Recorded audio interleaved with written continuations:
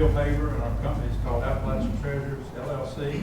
And the idea is that this is to be a craft and antique mall in Bluefield, Virginia. And this is my daughter, Kristen. I'm Bobby Ray, and I'm here on behalf of my son Blake. We are opening up Cold Town Taps downtown on Fairfax in Richlands. It'll be a tap room with a full dining room. There'll be a brand new food truck that will service the inside dining room. There'll also be an outside area where we can eat. There'll be a place for events, and we'll have like a small conference room for anybody that wants to do meetings or anything like that. I'm Lucy Mitchell. I own Scrubs and Stuff in the Stillsburg Plaza at Missoula. I do custom embroidery and sell to a lot of the students, not just the nursing, but the students' vocational schools, and we do custom fittings and everything. I'm Debbie Bowman, and I have Appalachian Hemp LLC at 431 Virginia Avenue in Richlands. And if you know anything about the hemp products, there's a lot of controversy about it, but I decided to get in it and go ahead and let people know what it really is and how it can help people, the difference in their lives it makes you can, the pain, especially arthritis and stuff like that, it helps so much. But just getting the word out and people understanding what it really is the thing. So. I'm Susan Jewell, and I represent Get Well LLC, and that will be a health and wellness coaching service. I'm Clint Neal, and my business is Your Great Escape. It's a restaurant and catering business here in Tazewell that I've had for 17 years, and I want to diversify my business a little bit and offer retail items that we do for catering for people to take home. Well, thank you, guys. As you can tell, we have a diverse businesses that are starting out, and we're excited for all of them, excited to help them see them do well. But our panel of experts will start out. Which one wants to go first? I'm Jeremy Repass. I'm with People Incorporated. Did you want us to go ahead and tell what we offer? Or? Yeah. Okay. I usually speak last, so this is kind of awkward. So we do of course, your commercial business financing there, primarily through like the SBA, direct loans, and then we also administer a lot of people know about the acronym, the NDDF fund, which is the ninth district financing, which is based around tourism, which comes with a very good interest rate of right now 3.5% if your business is based around tourism and will draw tourism to the area. That was started up back with Congressman Rick Boucher. I had to think there for a minute. It's been a while. Had started that up, and that's still in play. And right now, I think we have somewhere in the ballpark of about $300,000 left to lend out. So it's a revolving loan fund account. So as that money gets paid back with interest and the principal, then there's more money there available to lend. Some of the terms that on those loans, the SBA loans are 7.5%. There's a 6-year max term. We can use it for just about anything but purchasing real estate. I can't purchase real estate with it. If you're looking at securing it with real estate, that's a different story. We can secure it with real estate. We just can't purchase it. The NDDF, as I mentioned before, is 3.5%. Usually get about a 15-year term out of that if it's real estate secured. They have started recently doing 20-year balloons, where we can set that up on a 20-year balloon payment for you. Again, it has to be tourism related, and real estate security is preferred on those particular loans. I like to say that where we step in is when you do not qualify for your traditional bank loan, whether it be because of credit issues in the past or something that's hindering you from qualifying at the banks from obtaining a commercial loan. We like to step in and kind of be that bridge to where we can get you back into a bankable status. So with us, we don't have a set credit score that you have to meet. We kind of look at your credit history. We have a lot of mitigating factors such as, collateral that's being offered. If someone's had trouble in the past, or if it's a startup business that's kind of risky, if it's well collateralized, and we try to look at doing those for folks. Like I said, to get you in business, because if some banks, if they require 2 years tax returns, it's kind of hard to produce those if you're a startup, and startups are risky. So we try to step in and kind of be that bridge to get you up to the milestone where you can go to the bank and get that good interest rate and so forth. So, and I'm sure we'll have questions later on, so I'll just pass it along and kind of tag on at the end if that's okay. Okay. Hey folks, how you doing? My name is Barry Cunningham, and I work with First Community Bank. I manage the Richlands office and the Tazewell branch. So I manage the Tazewell County pretty much. And you know, we offer just about any type of commercial loan that you may be looking for, whether it's to purchase property or purchase equipment, or if you need a line of credit. We really don't, when I was asked to do this, I was asked to talk about financing startup businesses. And there's really so many different ways and so many avenues. And like you're talking about the SBA, we will work with SBA on that, and with Ernie, with things that he does. From a banking standpoint, there's really not a one set way to do it. We offer just about anything that you may need. We don't have any industry that we won't look at. As you're probably aware, a startup business looking for financing, it's a little tougher. Just for the fact, Jeremy mentioned, you know, we normally ask for 2 years tax returns. Well, if you're just getting ready to start, well, guess what? You don't have that 2 year tax return. But that doesn't mean we're not going to do the loan. It just means that we kind of have to kind of dig in and find different ways. I kind of come prepared to talk about maybe just more things in general, about things to do when you're coming to apply for at a bank, especially our bank. If you're coming to apply for a startup commercial loan, just things that you need to have prepared, things that you need to bring with you. I will say this: we do real estate. If you're purchasing real estate, we will do that. We've got financing. We can do variable rates. We just came out with a fixed product for a 20-year. We have a 15 and a 20-year fixed. And whether you're purchasing property or if you have property you already own, those rates are going to run anywhere from 3.5% up to about maybe 5%, depending on your credit score, depending on. Honestly, each loan that we do is a case-by-case basis. I mean, we're going to look at your business idea. We're going to look at what your repayment schedule you want, what we're going to be holding as collateral, and then we try to tailor to that. But we've got some pretty good rates if you're out looking. If you're in a business where you're purchasing equipment or automobiles, we can finance those anywhere from 1 to 7 years. And those rates are going to be in that 4.5% to maybe 6.5% range. Lines of credit, something that a lot of businesses need, especially if you're having inventory and things in your shop. You may want to look at a line of credit, a revolving line of credit, say $25,000, $50,000. Those are usually good for a year at a time, and those rates are going to be variable. Let me back up on those fixed rates. The real estate right now is, the rates are so good, we've got a fixed rate for a 20-year product and a 15-year product. So those rates I gave you earlier, those are fixed for the entire term, which is right now, if you're shopping, it's pretty attractive rates. And we, as far as I know, I think we're the only bank that's doing a 20-year fixed right now. Lines of credit, those are going to be tied to prime plus 0, prime plus 1. And the great things about a line of credit is that you may not need it at all, so you're not going to pay anything. But if you need it to purchase inventory or equipment, we have folks use it for just about any purpose. It's good to have. But I kind of have some do's and don'ts. If you want, I can kind of leave that to the end. I'm new to this panel here. It's whatever. Pam, what do you think? I mean, I just kind of wait to the end with questions. Okay, we'll do that. All right, thank you, folks. All right. Good evening, everybody. My name's Ernie Maddy. I'm with Virginia Community Capital.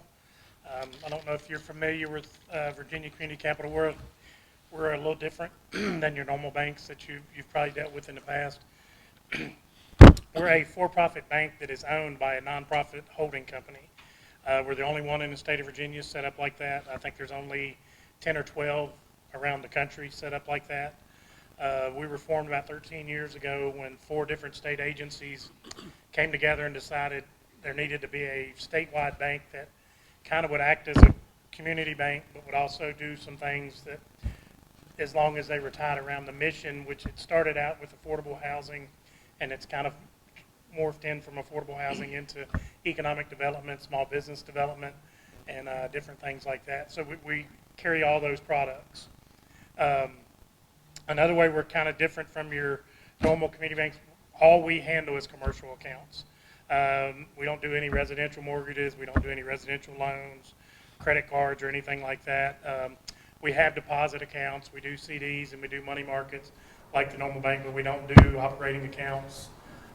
So normally if we're working with someone in the area, we kind of find a community bank to send them to for their operating accounts. We only have 2 branches in Virginia. One's in Christiansburg and one's in Richmond.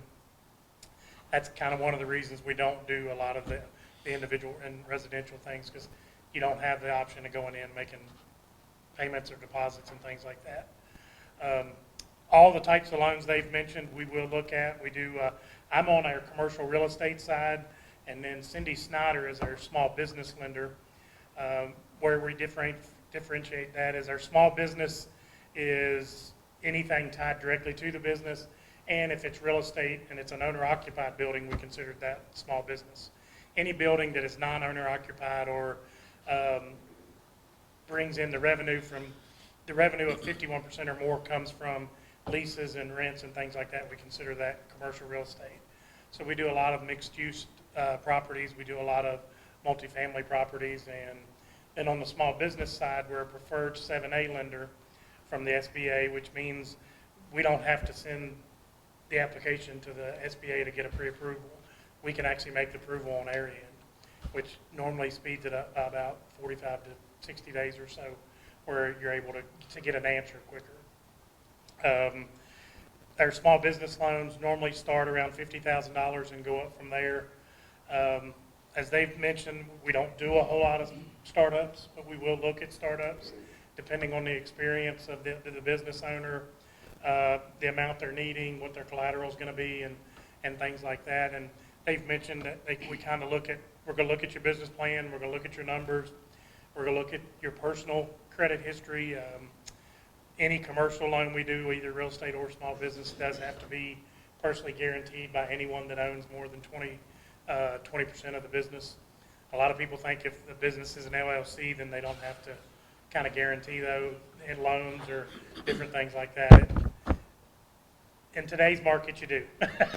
If it's a commercial loan or a small business, you're going to have to guarantee that whoever. If you're a sole proprietor, it's just you. If there's 2 or 3 owners that all have 20 or 30%, then every single one of them have to be signed on as guarantors for the loans. And that's, I guess we can stop there and take some questions, and then if we don't hear enough questions, we can kind of cover some of the do's and don'ts that Barry had mentioned there. What's the difference in the sole, what was that, proprietor? Sole proprietor means it's and just the you. LLC? Well, as a sole proprietor, you don't have to form an LLC, but you can have an LLC and be the only owner of it. And then you're still a sole proprietor, but you've got the LLC. It's just. So sometimes if you're the only owner and you're an LLC, sometimes you may hear it as like a sole proprietor or a sole member. Maybe it's. And then if you don't form an LLC, you're still, yeah. Yeah. But you can be a sole proprietor without having an LLC. You just run the business and then claim it on Schedule C on your taxes instead of doing a tax return for the LLC. But you can still claim that on your Schedule C as well.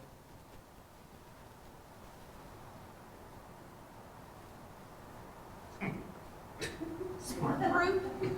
They're on top of it. They don't need money. Why don't y'all share some of the worst case scenarios that people's come to ask for loans, either not being prepared, I don't know if the words come out, but give some examples of how important it is for you to be prepared before you go seeking that first impression.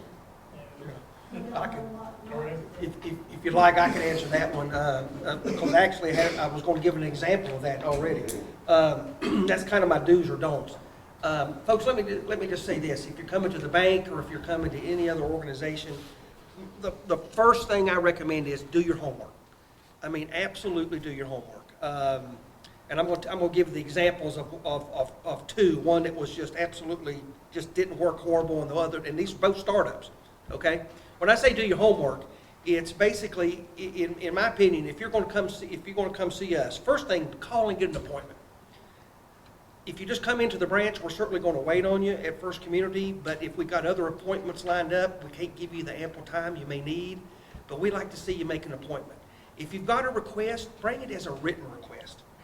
Now, these are just kind of buried. This is not First Community Bank rules. These are just things that I have found.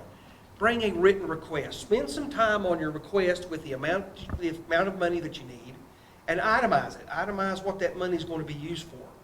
I know that may sound small, but my worst case example to let you know, I had lunch with a gentleman last week. The good thing about the appointment was it was at Outback in Princeton. That's the good thing. The bad part is that this gentleman basically come in and said, Barry, appreciate you meeting with me. There's a piece of property for sale down near Kingsport, and I need anywhere from $100,000 to maybe $150,000. That's it. I mean, that's the request. And I'm like, okay, let's talk a little bit about the building and what you're going to be doing. Well, it used to be a restaurant, so I'm not sure if I'm going to open it up as a restaurant or just maybe a fruit stand. Actually, that was part of what he said. I'm thinking a fruit stand would go in good there. I said, how much does the property cost? Well, I think I got them down to $100,000. I need the other $50,000 to do improvements, but I'm not sure what improvements I need to do. And I'm like, well, have you sat down and do you have a business plan or do you have any information? No, that's pretty much it. And I'm like, wow, boy, the steak was good, but we got a lot of work here to do to try to find out if we're going to be able to help this gentleman. And we're still talking and looking. Now, to give you the flip side, I've had somebody just in the past week that called for an appointment and sat down and had, I mean, this lady was prepared and it was ready to go. Now, I'm not saying that just because she's prepared, we're going to be able to do the loan, but let me tell you, it just makes you sit up in your seat and it makes you really start paying a whole lot of detail. She said, here's my written request. This is what we're purchasing property. This is what we're going to put in it.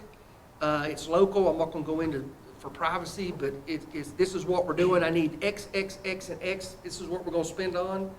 I've brought my business plan. I've got projections for the first year, the first 3 years, 5 years. We've done traffic counts on how much goes by that street every day. I mean, it was just, I mean, wow, it blew me away, just to be honest. It totally blew me away. Now, we're going to be asking for personal guarantee. We do that on every commercial loan that we do. This is purchasing property. We're probably going to ask for a 20% down payment. So this person is going to have to put some of their own assets into this to make it work. And we're probably looking around a 15, 20 year, if we get that far.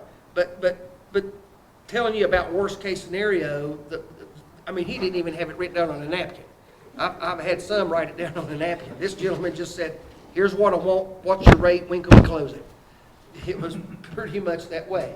So be prepared, do your homework. I'm not speaking for these gentlemen, but it makes you really sit up in your seat as a lender when you see that you've put your work into it and you know exactly what you want.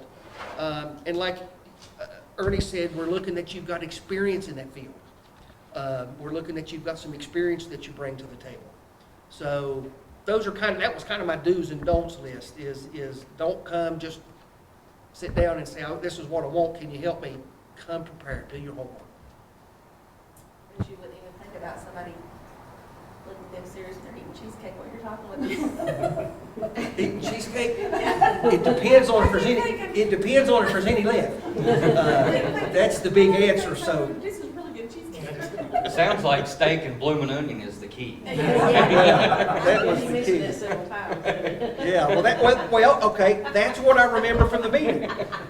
That's a bad sign. It's a bad sign. That's what I left from this meeting. Steak ain't gonna make the payments, is The it? steak and blooming onion was good, but it's not going to help this gentleman's cash flow. So But the lady that came prepared made your job so much easier. it made my job so much easier, and we've got a second appointment.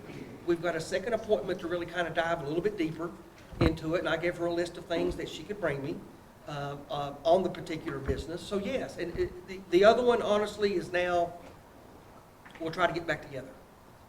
And honestly, unless he really comes to me, I'm probably not going to I'm probably not gonna spend too much time chasing that one, just to be honest. Nice gentleman, but just didn't come prepared, and I'm not sure if he's prepared at this point to know what he wants to do. If you haven't done the work and you don't, it's obvious. So what a banker looks for are red flags on reasons you may not make that payment or pay that loan back. If you haven't done the homework, you're not all in. If you're not one, and we hear a lot, well, I don't want to guarantee it. If you're not willing to guarantee it, you're not all in. And if you don't have the knowledge of that business, I mean, we hear people, restaurants are the hardest thing in the world to finance, or the hardest business to run, I think. And why do you want to open a restaurant? Because I love to cook. That's not going to make it in the restaurant business. It's a lot more to it than that. The numbers are key. We're going to look at the numbers. I've seen 50-page business plans that did all of the research, did everything, and then had a half a page telling us what they were going to, how they were going to make money and what the numbers were. When you're doing your projections, we're going to want to see we want to see at least 3 years. Obviously, if you've been in business and you can show some actual numbers instead of projections, that helps. But we want you to be able to sit in front of us and tell us where those projections came from.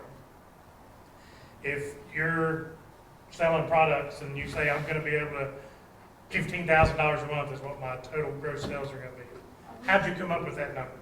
Where did it come from? If you're doing catering and you say, I'm going to do $15,000, how many jobs is that going to take? How much is going into making that $15,000?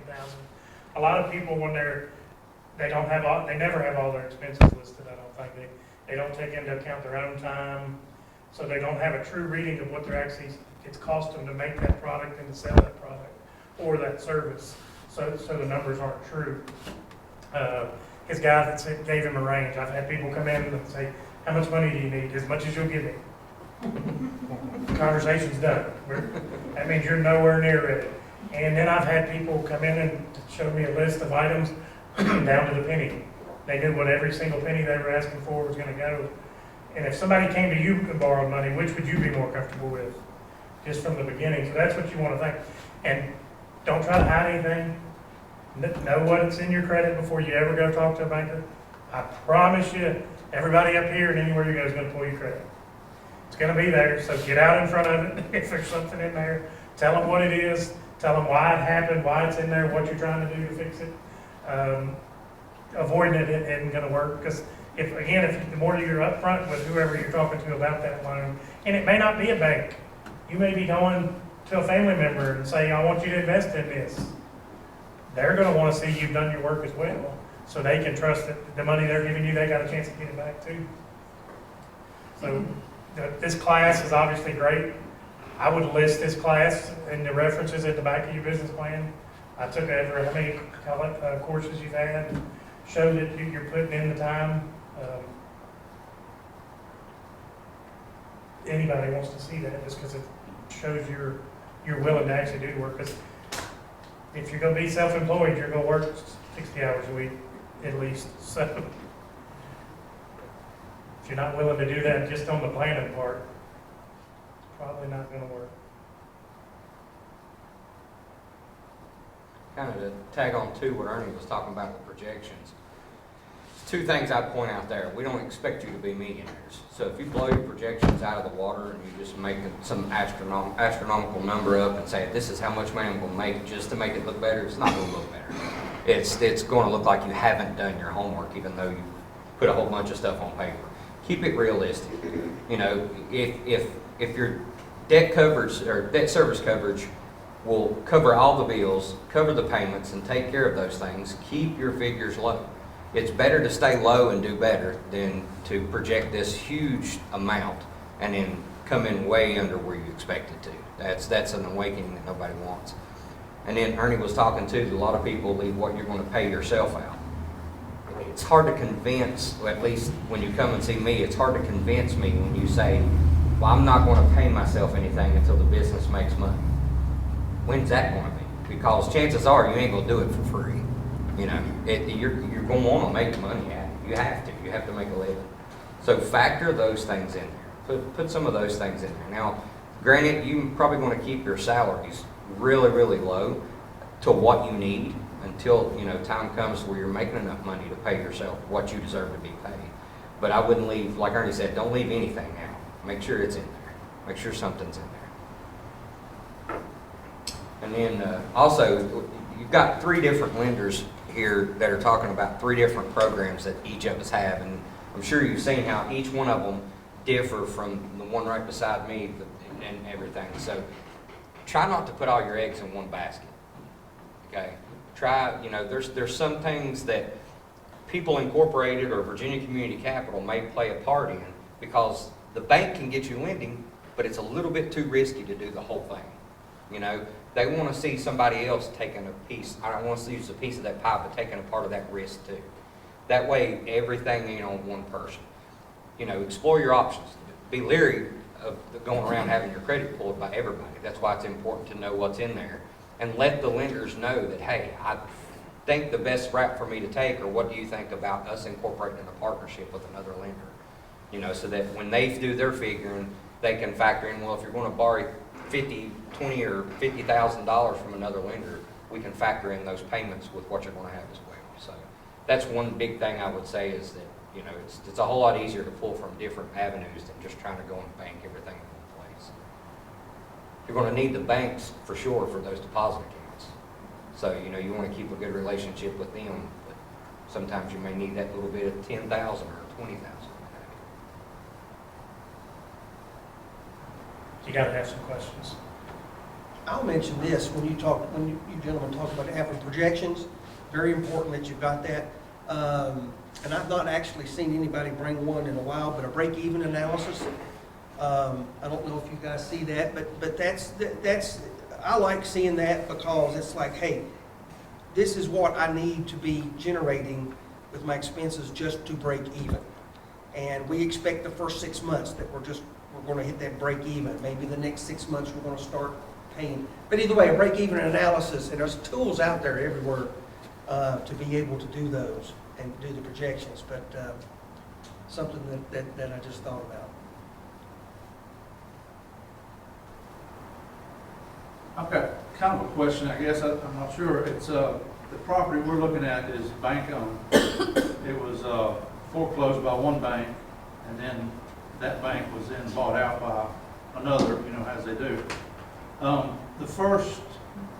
I first started talking to the realtor about it, the realtor said the bank foreclosed on it. They're not going to finance it for you. They want to get away from it. I've got some friends that are on other boards of banks and things, and they say that may not be the case. They say they've lost money on this property. They still want a chance to make some money on it. Just want to get your opinion. Is that a scenario you've been in before, or would you touch it again, or would you stay away from it? Or We would touch it. We would look at it, obviously, if it's a property we own, because we know it better than anybody. So we know what the possibilities are for it, but we're really going to take a deeper dive into whoever's going to buy it. Because we've already made a mistake on it once, so, it may be something where we require more money down, or more guarantors, or whatever it may be, but, there's, the property's there, we know what it's worth, why wouldn't we would take a look at it. And actually, we're a little bit different. If it's property that First Community Bank, a loan that we've made and we foreclosed on it, we won't look at financing it again. And I've asked that question because I agree with you, but I've asked that question because it's come up before, and it's like, well, the thing about it is we want a hand's length away from it, from a compliance issue. That First Community Bank is like, we don't want to be selling it and be in a position that maybe we sold it too low or whatever. So they basically, our bank has made the decision that if it's our property that we're foreclosing on, we're not going to finance it. It's got to go somewhere else. But if that bank's already told you they're not, just because somebody on the board of another bank told you they may be wrong, they're probably telling you the truth. They may have that policy. We don't want to deal with it. the bank has said they'll consider it, so. I'm sure that'll probably be a little tougher on you than another bank will, if you're just buying a piece of property that doesn't have that kind of attached to it. But you ought to be able to get a pretty good deal on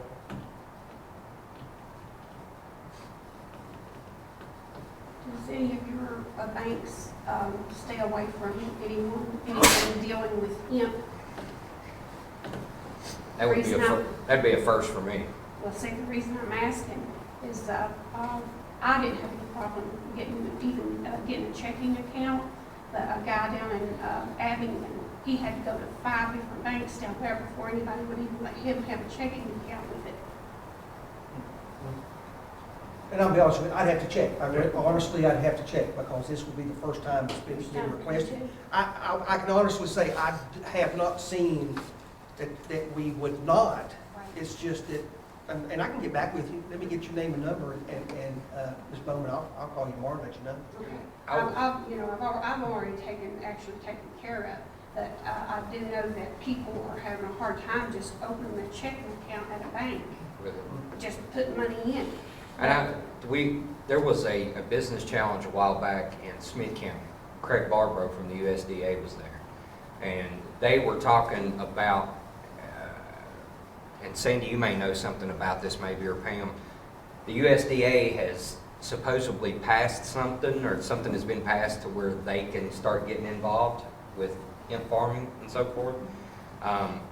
There was like I don't know the terminology they use, there was like a chokehold where the banks were pulling back from that type of industry because they were afraid of regulations and stuff like that. But from my understanding in that meeting, something has changed legislation-wise, and the USDA, it seemed like Craig Barbrough said that everything's in the work, it's just not been put into play yet. So if it isn't there, I would probably say it's in the near future, at least to the USDA.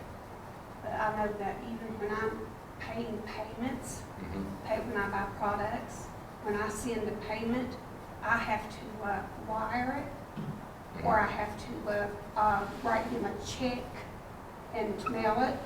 I can't, they won't take just my credit card and put it on, and then when I get my products in, it says a completely different name on the top of the box that they send it in. It's a completely different name, that anything dealing with him is. There's a business in Smith County, the lady was there, and she was talking about that exact same thing, about how purchasing stuff and everything was getting really hard. And It is. from the words of Craig Barbrough, that's fixing to change. Right. Now, I'm just quoting him and can't tell you when, but there looks like there's a light at the end of the tunnel. Yes, and I was just wondering why there was such controversy about opening a checking account. I mean, I don't know, they just didn't want to deal with it. And I think it's because it's new, but I know Southwest Virginia, there's some initiatives to encourage hemp growing, and I suspect as the demand increases, banks are going to probably reinvestigate it. And it's something new, but there's a lot of unknowns. It's kind of like when the vaping cigarettes came out. There's a lot of unknowns. Yeah. Right. I know there's a hemp farm up next to, Christian. yes, and you can see it off of 81 over there somewhere. I haven't seen it personally, I haven't paid attention. But I've heard about it was in the paper. Yeah, I think it but was they were saying you ride by and you look over there and it's just a field full of it, and you're like, what in the world? I thought, how do you keep people out of that? I know. There's a hemp farm going in Lebanon too. Okay. A lot of people are getting in on it, and they said the industry right now was like, I'm just using this figure because I can't remember exactly what it was, but like now it's 1 point so many million, and by 2020 it's going to be 2 point something billion in the hemp. I look for as the demand comes along, like Sandy was saying, you're going to see wheels start turning more often. It's They're just, going to wish they got in on it. yeah. There's always going to be somebody that throws up their hands and is like, I don't know about this. Yeah. No, Southside Virginia has gotten, they're much farther ahead than Southwest and hemp growing. A lot of those tobacco farmers are now raising hemp because the yield, the amount that they can get out of that is tremendous compared to tobacco right now, and that's what they're looking at. If I owned some land, I'd sure plant it. Maybe I could buy some land. Can you all give me a loan for that? They do the real estate stuff. I can probably finance the fence to go around. Probably some working capital to pay that electric bill, you know. Yes, I need some guards. Well, they protect it. I think in this area, it's hard for people to accept Change. that type of change. Because now we've had some issues with the idea of the tap room. Some of it's been a challenge. I think that just in this area, it's, I'm gonna say people are backwards, it's just, I don't know, for some reason, they're just so scared to let something like that in town limits or, you know. I've encountered that a lot with the NDDF fund, the tourism fund. We had to actually have a meeting set aside from a regular meeting just so that the board could sit and look and say, okay, our breweries tourism related? And I presented to them where they had the brew truck. You know, folks coming around and just hitting this trail and trying out different breweries because there's apparently an acquired taste for different beers. You know, I don't drink it, so I couldn't tell you. I mean, but, and they finally come to the determination that it was tourism related. And if you go downtown Bristol, I mean, it's saturated with breweries. I hate to use the word saturated, but there's quite a few of them, and they're doing well. So. I mean, my husband and I do not drink, but Blake, he made the comment the other day. He said, you know, he said, if you've ever had a craft beer, he said, it's not like you're having a long neck Budweiser or whatever. He said, it's actually, he said, an art form, and he said, it's an acquired taste, and he said, it's just different than just going to a bar and having a drink just to get tipsy or something. So it's your modern day wine tasting. It's, yeah, evidently it's a big thing. But I mean, I just think in this area, it's just hard for people to accept that. When I first started out, I even had trouble getting started because I couldn't get an answer from anybody about being able to put it in the CBD store. And they, actually, our Commonwealth attorney, never would actually give me an answer. But I got the chief of police to call him to give me an answer, and he said, I think it's correct. So he said, let's go for it. So we did. But it's just that so much, everybody's just afraid of it. But now people that really try and know what they're doing and know how to take it and this, that, and the other have the testimonies. That was my goal. I wanted to get in and help people, help them have a happy, healthier life and be more active and everything. And the testimonies that I've heard and everything, that's been my blessing from it. If I had to close my doors today, I got my blessing. Give you a little bit of hope. There's the solar energy thing is the exact same way right here. It's coming. Right. It's just not taken off yet. I mean, a lot of people don't know that if you have solar panels and so forth, AEP will buy that extra energy off of you. You know, if you put solar panels on your roof and so forth. But again, it's one of them things. It's the cost, you know, and yeah. So I mean, and it's coming. I mean, I've seen in the last year 2 applications have come through us regarding solar panel and stuff like that. So it's one of them businesses that when it takes off, it's going to take off. We have a solar loan program. If you're putting solar panels in your business, we have below market rate products. We've got one of the things that allows us to be a little different with where we're owned by that nonprofit. The nonprofit can get grants, and then we leverage our loan dollars with those grant dollars. So we've got a 0% grant that we match with our normal loan. We make a loan to the borrower at, instead of 5% rate, we can do it at 3% or 2.5%, depending on which program it's with. We have that with solar. We have it with fresh food.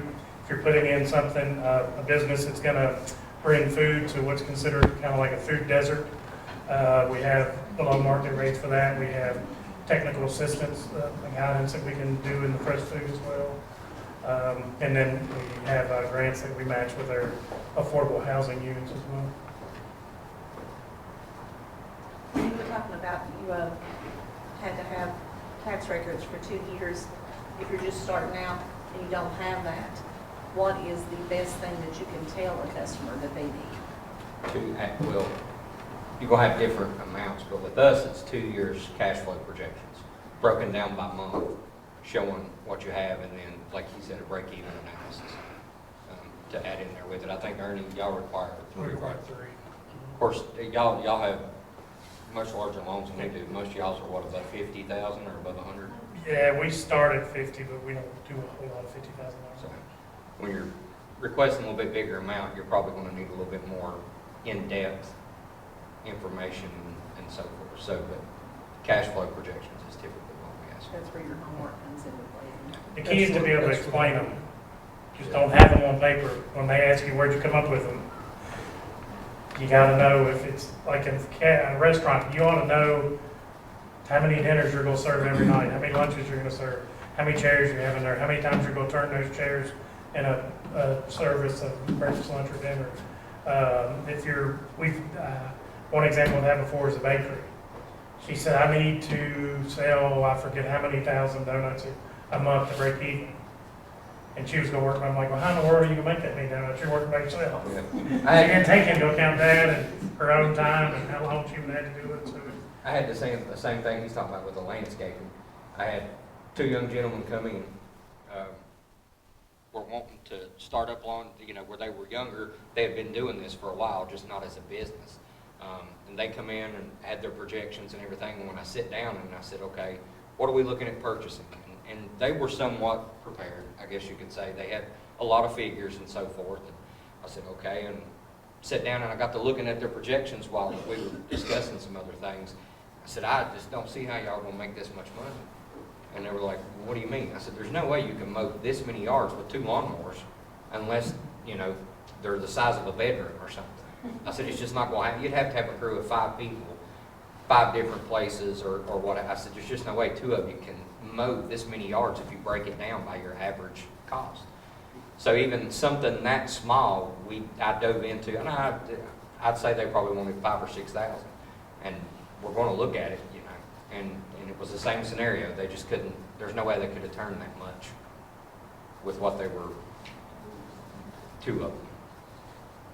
And something else along those lines is, and I don't know if there's a term for this, but I think to myself, like the 2 gentlemen want to do this, is from a bank standpoint, we're always, maybe right or wrong, but we're always thinking, well, what's the worst thing that could maybe happen to your business that could keep you from paying? You take this last year, we had this drought, and people didn't mow their yard for a month. Well, with these 2 young men here, it's like, okay, what's your contingency plan? I mean, what's your plan? If you can't be mowing yards, you're not going to be able to mow yards for only 4 or 5 months of the year. Or if it's a restaurant, well, what are you going to do if it's show us that you've got plans that you're kind of thinking ahead. Well, even on your projections, we're going to try to save X amount of dollars every month to put aside that's going to be there in case we have an emergency. I mean, you have a terrible winter, and people don't get out and come out and eat, or they don't go out for any reason. So, kind of again, that's just homework. That's just doing your homework. To back up a little bit, we'll do loans as little as 10,000 is our minimum. And I mentioned earlier that normally we ask for a 20% down payment. Now, a lot of times, instantly you go to cash. Well, boy, that's hard to come up. Well, we'll look at other assets you may have. You may have equity in your home. You may have equity in another piece of property. It doesn't necessarily have to be a cash money that you have in a checking account. So we'll dive into it to look to see if there's any way that we can make it work. What's the recommended time frame of cash flow that you have set aside in case these happen? What's the norm for that? Oh, I don't know if there's a norm. I mean, it's almost like if you're doing personal financial planning for yourself, it's usually a good rule of thumb to have at least 3 months. Some plans want you to have 6 months of your monthly bills set aside in case you lose your job or something happens. I don't know. We really don't have a set figure, but I would think a minimum of 3 months is what I'm thinking just off the top of my head. We really don't have a set amount or a policy on that. A lot of it's going to be determined by the type of business too. Mm-hmm. If it's something that's very seasonal, you got to have to cover when it's not in season. And that's something he said there about where you're showing monthly how much you're going to be making. Don't say I'm going to make $120,000 a year, so it's $10,000 a month, and every month will be the same. Every month is never going to be the same. That means you didn't do your homework. So if you have a business that you know is going to be better in October, November, December, January, show that in your numbers, and then show that you're going to be capable of, when you're making that more money, you can put more back to cover February, March, April when nobody's coming in to see. Our business is the same. We don't do a lot of loans in November, December, January. for people just start doing a whole lot of redevelopment and commercial real estate in the winter months. So when I have my goal to hit, I know I better not wait till October, November, December to try to hit those goals. So know what months are gonna be good for you, and then that helps you know when to spend your marketing money as well. If you know you got great months regardless of what you do marketing, you don't wanna put a whole lot of marketing money into those. You do it before to kind of set that up, or at the end of it to kind of push your market when you're coming out of that fast time, or your busy time. And some business, it's not uncommon to lose money in a month. Some months you're just not going to make as much as you're paying out. That's the purpose of working capital. You know, some people look at working capital on the front end of a loan. It may not need it on the front end of a loan. It may be something, I'll use the medical transportation as an example. These folks bill Medicare or Medicaid or insurance companies or whoever to pay these bills. Well, you might not see a return from that for, I've seen as long as 90 days before those get paid out. So that's where, like he was saying, we at least seeing 3 months of working capital. Depends on, you know, what your return or how quick you're going to get a return. But I mean, and when Ernie was talking about months that you're just not going to make anything, I'll go back to the two gentlemen I was speaking with about landscaping. Like he was saying, you're only going to mow 4 or 5 months out of the year. Does that mean they have to be making money in the off season? No, but you got to have a plan for it, like he said. And that plan could be that you have enough business or going to make enough business that your cash flow is going to carry your debt coverage through those months. But there's a plan there. If you're, you know, either you're going to have to come up with the supplemental income, or you're going to have to be able to prove and back it up with numbers that your on-season months are going to carry you through the off-season months. And I can't think right off the top of my head, I'm sure there's one, but I can't think of any business right off the top of my head that doesn't have off months. Everybody has off months, or slower months, I should say. I mean, Walmart, you know, their peak season's Thanksgiving through Christmas, I'm sure, you know, so. They need to do something snowy on the other months. Yeah. And you know, not only just startup businesses, but established businesses. I mean, we've got some really good established businesses that are really doing really well. And a big majority of them will have a working capital line of credit. Yep. So that's something else maybe in your business plan that you may want to look at. And you know, some big major corporations, it might be 500,000 or larger. For maybe a smaller business, you might just need 10,000. You might need 25,000. But when you have those slow months where your receivables are really doing well, but it's taking 30, 45 days, maybe sometimes 60 to get those in, you've got that line of credit that you can use to supplement that. So, I mean, these are all things that banks or other organizations can look at, besides maybe just a startup loan that you've got. And I will say this is a bank product. One of the most popular ways that I have seen for startup businesses to go is they open up a home equity line of credit. And basically what that is, if you have equity in your home, it's a line of credit that you can open. This is going to be based on your personal income that you have now, your credit score that you have now, the equity in your home. Of course, we're going to look at if you're relying on income from this business. But that's a source of collateral that you can get a line of credit. And it could be used just like a working line of credit. You're only going to pay interest on what you use, what's outstanding. If you get a $25,000 home equity line, if you use it all, you're going to get charged interest on all of it. But once you pay it back, you can use it again. But we see a lot of startup businesses, that's kind of their biggest asset that they can fall back on to be able to kind of maybe come up with some of that money for the startup.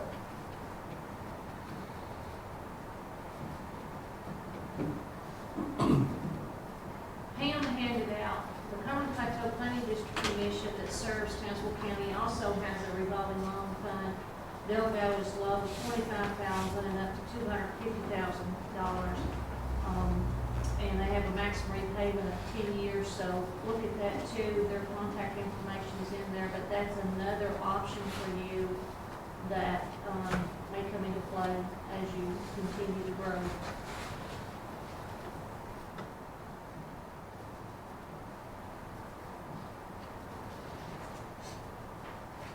Y'all made this one easy.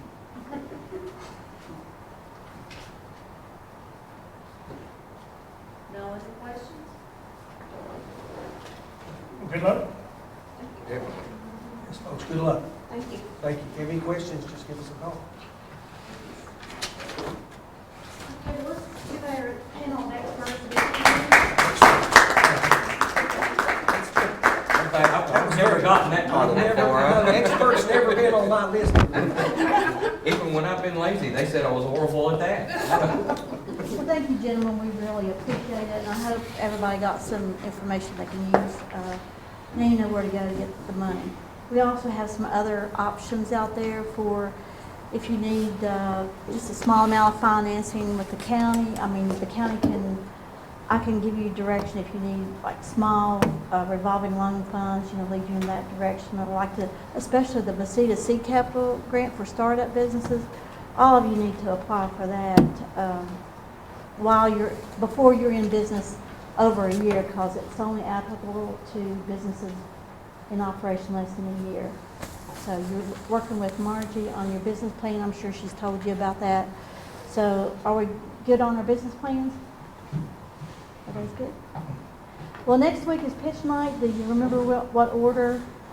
I know Melissa won't forget, you and Debbie. She's first, and I'm last. Yes. Yes. We try to keep y'all straight.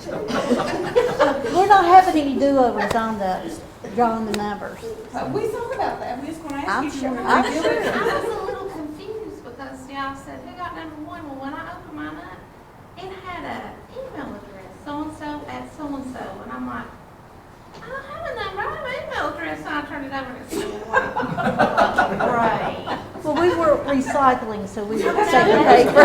I just was, used to be long. It's actually a fun game. You get to email it and try to figure out how to get it. Could be interesting, I mean.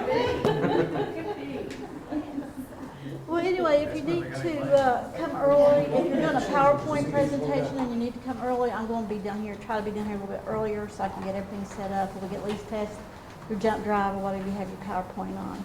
Sandy, you got anything you need to add? Just a reminder that, yes, next week's pitch night, you've got 8 minutes to pitch your business idea.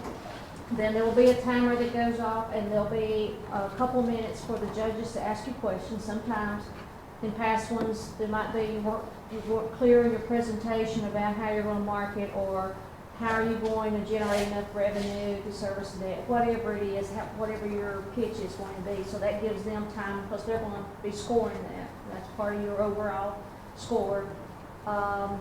If you want to bring samples, that's totally up to you. If, as Pam said, if you want to do a PowerPoint, or if you want to just set up a table that shows examples of your products, that 8 minutes is yours. However you decide to do it, it's totally up to you. If you want to hire somebody to do. no, that's you. 'Cause if you go to these guys, you're the ones going to have to be doing it. That's why I said first night, you need to be the one doing that business plan, because they're going to ask you the questions when you go and ask for funding. You better be prepared to answer those questions. The worst thing you can do is, I don't remember, or can I get back to you? I think your credibility would go down after that. You're welcome to bring family or business partners or anything. We've got plenty of room here. That's totally up to you, but take advantage of the opportunities. Practice, practice, practice, and hope you're not waiting to the last minute to fix those business plans. That's a big part of your score. The financial part is what Well, there's Margie is a good resource. I got another appointment with her. Good. The SBDC's in this area for long. They are. I mean, there's some really people that put some, they won't, I say this out of respect for them and everything, they won't do it for you, but if you go in there and you really are determined to get a good business plan, they will work diligently with you to make sure you got it. I work personally with Margie, Tim Blankenbeckler, over towards Big Stone Gap, Cindy Fields over in Abington, and every single one of them are just phenomenal. All the way up to Roanoke, I think. So a lot of good SBDCs right here. They got a lot of good. They got a database to where CPAs can go and upload information into a database without using the business's name and everything, that will kind of show what kind of revenues certain in geographical areas are drawing, like restaurants and so forth. They can go and pull data to kind of keep you more in line with your area that you're working in based on population and so forth. They have a lot of good useful tools on the reach. They're great. Well, you will be up here next week giving your presentation, and the judges will be sitting back there. So if you gentlemen are free next week and want to come back for pitch night, you're welcome to. Debbie said no, but. She acts like she's worried. She's running the hemp business. I don't think you're gonna have much trouble keeping anybody. Well, I might have to use some before I come. We told her you to bring samples for everybody. I know you're in the food business. You're in the food. Y'all might want to bring some samples if she's bringing. I'm just kidding. I don't think you all got to meet Colin in the back. He came in a little bit late, so he didn't get to tell you about his business. So if you would just tell them a little bit. Hello, my name's Colin O'Donnell. Sorry I'm late. I was coming from football practice at Bluefield College. But I'm looking to open a coffee shop and a bagel shop in downtown Bluefield. And so we're looking to do that by spring 2020.